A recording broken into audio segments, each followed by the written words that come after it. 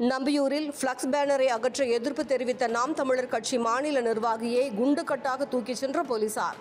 நம்பியூர் பேருந்து நிலையம் முன்பு நாம் தமிழர் கட்சி சார்பில் மே 18 இன எழுச்சி பொதுக்கூட்டம் தொடர்பான ஃப்ளக்ஸ் பேனர் வைக்கப்பட்டது. இந்த பேனர் அனுமதி இல்லாமல் வைக்கப்பட்டுள்ளதால் உடனடியாக அகற்றுமாறு போலீசார் நாம் தமிழர் கட்சியினரிடம் கூறினர்.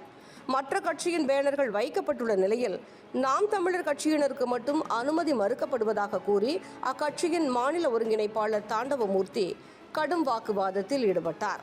அதைத் தொடர்ந்து காவல்துறையினர் பேனரை அகற்ற முயன்றபோது நாம் தமிழர் கட்சி நிர்வாகி ஒருவர் காரின் முன்பு சாலையில் அமர்ந்து போராட்டத்தில் ஈடுபட்டார். அதனைத் தொடர்ந்து நாம் தமிழர் கட்சி மாநில நிர்வாகி தாண்டவமூர்த்தியை குண்டுகட்டாக தூக்கி காவல் நிலையம் அழைத்துச் சென்று விசாரணை நடத்தி வருகின்றனர். அதனைத் தொடர்ந்து நம்பியூர் பேருந்து நிலையம் அருகே வைக்கப்பட்டிருந்த பேனர் உடனடியாக அகற்றப்பட்டது. நாம் தமிழர் கட்சியின் போராட்டம் காரணமாக நம்பியூரில் பரபரப்பு ஏற்பட்டது.